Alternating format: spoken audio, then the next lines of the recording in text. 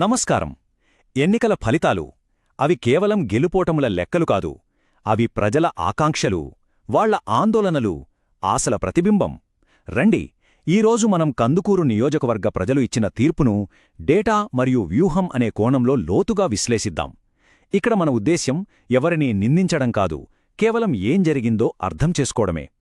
అయితే ఏ విశ్లేషణకైనా పునాదేంటంటే ఆ నేల స్వభావాన్ని, అక్కడి ప్రజల జీవన విధానాన్ని అర్థం చేసుకోవడం. అందుకే ముందుగా మనం కందుకూరు లోతుల్లోకి వెళ్దాం. అసలు 2024 ఎన్నికల్లో తమ ఓటు ద్వారా ఆ ప్రజలు మనకు ఏ కథ చెప్పాలనుకున్నారు? ఈ ప్రశ్నకు సమాధానం దొరికితేనే మన విశ్లేషణకు ఒక దారి దొరుకుతుంది. కందుకూరు ఆంధ్రప్రదేశ్ పటంలోనే నెల్లూరు జిల్లాలోని 109వ అసెంబ్లీ నియోజకవర్గం. అయితే ఇది కేవలం పటం మీద ఒక చుక్క కాదు కదా. దీనికి తనదైన ఒక చరిత్ర ఉంది, ఒక ఆర్థిక వ్యవస్థ ఉంది, ఒక జీవన లయ ఉంది. ఈ ప్రాంతం యొక్క ఆత్మ దాని మట్టిలోనే ఉంది. సరే, ఈ అంకెలు చూడండి. 2019 నాటికి ఇక్కడ సుమారుగా 2,18,000 మంది ఓటర్లున్నారు. 5 మండలాలు. ఆర్థిక వ్యవస్థ ప్రధానంగా వ్యవసాయం మీదే ఆధారపడుంది. ఇక్కడి రాజకీయాలను దశాబ్దాలుగా రెడ్డి, కమ్మ సామాజిక వర్గాల నాయకులే నడిపిస్తున్నారు. అదే సమయంలో నియోజకవర్గంలో బీసీ, ఓబీసీ జనాభా చాలా ఎక్కువ. దాదాపు 15% దళితులు, 4% గిరిజనులున్నారు. ఈ సామాజిక సమీకరణాలే ఇక్కడి రాజకీయాలను శాసిస్తాయి. ఈ లెక్కలు మనసులో పెట్టుకుంటేనే 2024 ఫలితాలను మనం సరిగ్గా అర్థం చేసుకోగలుగుతాం. కందుకూరు ప్రజల బతుకు భూమితో, వ్యవసాయంతో ముడిపడి ఉంది. వాళ్ల ప్రధానమైన కవలలేంతో తెలుసా? చాలా సింపుల్. పొలాలకు నీళ్లు, పండించిన పంటకు గిట్టుబాటు ధర, వాళ్ల జీవన విధానాన్ని దెబ్బతీయని అభివృద్ధి. లోతట్టు పొలాల్లోని రైతైనా, తీరప్రాంత గ్రామంలోని మత్స్యకారుడైనా వాళ్ల రోజువారీ బతుకు పోరాటాన్ని అర్థం చేసుకోకుండా వాళ్ల ఓటు వెనుకున్న భావోద్వేగాన్ని మనం పట్టుకోలేం. సరే, ఇక అసలు విషయానికి వద్దాం. 2024 ఎన్నికల ఫలితాలు ఏం చెప్తున్నాయి? ఈ అంకెలు కేవలం గణాంకాలు కాదండి. అవి ఓటర్లు తమ భవిష్యత్తుపై ఇచ్చిన ఒక స్పష్టమైన, శక్తివంతమైన తీర్పు.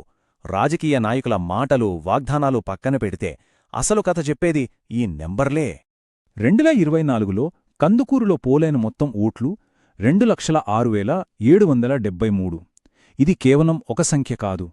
ప్రజాస్వామ్యం మీద ప్రజలకున్న నమ్మకానికి ఇదొక నిదర్శనం. ఇంత ఎక్కువ మంది ఓటింగ్లో పాల్గొన్నారంటేనే మార్పు కోసం వాళ్లు ఎంత బలంగా ఎదురుచూస్తున్నారో అర్థమవుతుంది. చూడండి, ఫలితాలు చాలా స్పష్టంగా ఉన్నాయి. తెలుగుదేశం పార్టీ అభ్యర్థి ఇంటూరి నాగేశ్వరరావుకు 1,09,173 ఓట్లొచ్చాయి, అంటే సుమారు 53%. వైఎస్సార్ కాంగ్రెస్ పార్టీ అభ్యర్థి బుర్రా మధుసూదన్ రావుకు 90,615 ఓట్లు, అంటే 44% పోలయ్యాయి. గెలుపు ఎవరిదో ఇక్కడ స్పష్టంగా తెలిసిపోతుంది. గెలుపు తేడా 18,558 ఓట్లు. రాజకీయ విశ్లేషణలో ఇది చిన్న మార్జిన్ అస్సలు కాదు. ఇది యాదృచ్ఛికంగా వచ్చింది కాదు. ఓటర్లు చాలా స్పష్టంగా, చాలా గట్టిగా చెప్పిన తీర్పు ఇది. దీన్ని ఎవ్వరూ విస్మరించలేరు. ఈ మార్పు ఎంత పెద్దదో అర్థం కావాలంటే 2019 ఫలితాలతో పోల్చి చూడాలి. వైఎస్సార్సీపీ ఓట్ల వాటాలో దాదాపు 8% తగ్గింది. అదే సమయంలో టీడీపీ ఓట్ల వాటాలో సుమారు 9% పెరిగింది. అంటే ఇది మామూలు మార్పు కాదు, ప్రజాభిప్రాయంలో వచ్చిన ఒక పెను తుఫాను ఇది. దీని వెనుక ఖచ్చితంగా బలమైన కారణాలున్నాయి. అవేంటో ఇప్పుడు చూద్దాం. సరే, ఈ నంబర్ల వెనకాల ఉన్న కథేంటి? దాన్ని బయటకు తీయాలంటే మనం ఒక రకమైన ఫోరెన్సిక్ విశ్లేషణ చెయ్యాలి.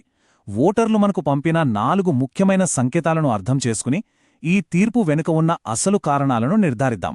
మా విశ్లేషణలో ఈ ఫలితానికి 4 ప్రధాన కారణాలు బయటపడ్డాయి. 1. అభ్యర్థి ఎంపికలో పొరపాటు. 2. క్షేత్రస్థాయిలో టీడీపీ బలం పెరగడం. 3. ఏళ్ల తరబడి పరిష్కారం కాని స్థానిక సమస్యలపై ప్రజల్లో పెరిగిన కోపం. ఇక 4ది సాధారణంగా అధికార పక్షంపై ఉండే ప్రభుత్వ వ్యతిరేకత. ఈ 4 కలిసే ఈ ఫలితాన్ని శాసించాయి. అన్నిటికన్నా ముఖ్యమైన మొదటి సిగ్నల్ అభ్యర్థి ఎంపికలో జరిగిన పెద్ద పొరపాటు. రెడ్డి, కమ్మ సామాజిక వర్గాల ప్రాబల్యమున్న నియోజకవర్గంలో 4 సార్లు గెలిచిన ఒక సిట్టింగ్ ఎమ్మెల్యేను పక్కన పెట్టి బీసీ వర్గానికి చెందిన అభ్యర్థిని నిలబెట్టారు. అంటే పార్టీకి ఎప్పటినుంచో అండగా ఉన్న ఒక ముఖ్యమైన ఓటు బ్యాంకును చేజేతులా దూరం చేసుకున్నట్టయింది. ఇది కేవలం అభ్యర్థి మార్పు కాదు, స్థానిక రాజకీయ సమీకరణాలను అర్థం చేసుకోవడంలో జరిగిన ఒక వ్యూహాత్మక తప్పిదం. ఇక రెండో సంకేతం క్షేత్రస్థాయిలో ప్రతిపక్షం బలం పుంజుకోవడం. టీడీపీ అభ్యర్థి తన సొంత వనరులతో ఇంటింటి ప్రచారం చేశారు. ప్రజలు ఎదుర్కొంటున్న చిన్న చిన్న స్థానిక సమస్యలను కూడా ప్రస్తావించి వాళ్లకొక భరోసా ఇచ్చారు. ఒకవైపు అధికారపక్షం కేవలం సంక్షేమ పథకాలనే నమ్ముకుంటే, మరోవైపు ప్రతిపక్షం ప్రజలతో నేరుగా కనెక్ట్ అయ్యి ఒక కొత్త ఓటు బ్యాంకును నిర్మించుకుంది. ఇక్కడే మనము ఒక ప్రాథమికమైన విషయం గుర్తుపెట్టుకోవాలి. ప్రజా తీర్పును మనము గౌరవించాలి. వాళ్ల నిర్ణయం వెనుక ఉన్న కారణాలను అర్థం చేసుకోవాలి. ఇది కేవలం రాజకీయ విశ్లేషణ కాదు, మన రాజ్యాంగం మనకిచ్చిన ఓటు హక్కు యొక్క గౌరవాన్ని గుర్తించడం. మన ప్రజాప్రసంగం ఎప్పుడూ సమాచారంతో బాధ్యతాయుతంగా ఉండాలి. ఓటర్ యొక్క గౌరవాన్ని మనం గుర్తించాలి. ఇప్పటిదాకా ఏం జరిగిందో చూశాం. ఇప్పుడు అసలు ఎందుకు జరిగిందో ఇంకాస్త లోతుగా పరిశీలిద్దాం. కొన్ని వ్యూహాత్మక పద్ధతులను ఉపయోగించి పార్టీల బలాలు, బలహీనతలను విశ్లేషించి ఈ ఫలితానికి దారితీసిన అసలు కారణాలను బయటకు తీద్దాం. ముందు స్వాట్ అనాలిసిస్ చూద్దాం. అంటే బలాలు, బలహీనతలు, అవకాశాలు మరియు ప్రమాదాలు. వైఎస్సార్సీపీకి మానుగుంట కుటుంబ వారసత్వం, బలమైన సంక్షేమ నెట్వర్క్ వంటి బలాలున్నాయి. కాని అభ్యర్థి మార్పు వల్ల కోర్ ఓటర్లు దూరం కావడం, బూత్స్థాయిలో సంస్థాగత నిర్మాణం బలహీనంగా ఉండటం అనేవి పెద్ద బలహీనతలు. సోమశిల కాలువ లాంటి స్థానిక సమస్యలను పరిష్కరించే అవకాశం ఉన్నా టీడీపీ యొక్క క్షేత్రస్థాయి ప్రచారం, ప్రభుత్వ వ్యతిరేకత అనేవి పెద్ద ప్రమాదాలుగా మారాయి.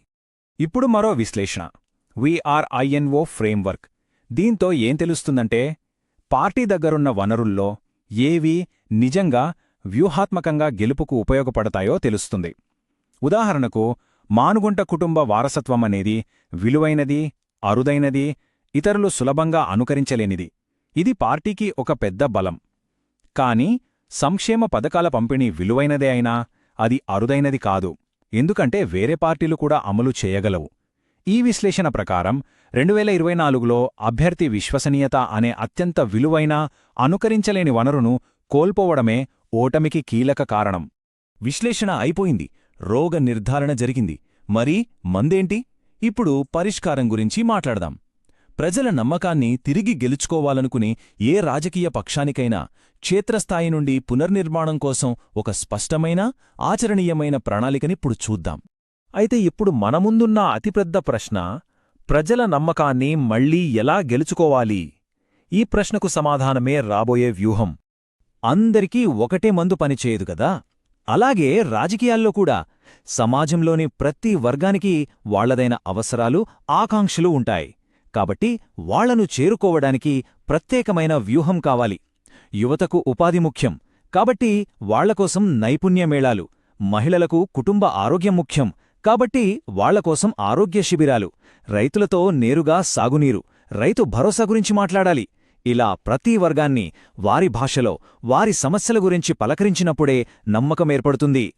భవిష్యత్తు విజయమనేది మాటలతో కాదు, చేతలతోనే సాధ్యం. ప్రజలు ఏళ్ల తరబడి ఎదురుచూస్తున్న సమస్యలకు ఖచ్చితమైన పరిష్కారాలు చూపించాలి.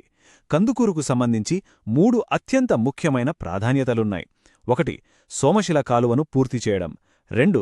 కందుకూరు పట్టణానికి ఒక మాస్టర్ ప్లాన్ అమలు చేయడం. 3. సంక్షేమ పథకాలు 100% అర్హులకు చేరేలా చూడడం. ఇవి ఎన్నికల హామీలు కాదు, నమ్మకాన్ని మళ్లీ కట్టడానికి వేయాల్సిన పునాది రాళ్లు. ఈ రోజుల్లో ప్రచారమంటే కేవలం మీటింగ్స్ పెట్టడం కాదు, డేటాతో కూడా చాలా పనుంటుంది. ఇక్కడే మనం చాలా జాగ్రత్తగా ఉండాలి. భారతదేశం యొక్క కొత్త డిజిటల్ పర్సనల్ డేటా ప్రొటెక్షన్ చట్టం ప్రకారం ఓటర్లను సంప్రదించే ప్రతి చర్య వారి సమ్మతితో ఒక నిర్దిష్ట ప్రయోజనం కోసమే జరగాలి. ఇది కేవలం చట్టాన్ని పాటించడం కాదు, ఇది ప్రతి పౌరుడి వ్యక్తిగత గౌరవాన్ని, వారి ప్రైవసీని గౌరవించడం. ఇదే నైతిక రాజకీయాలకి పునాది. సరే, చివరిగా కందుకూరు ఎన్నికల నుంచి మనం నేర్చుకోవాల్సిన అస్సలైన పాఠమేంటి?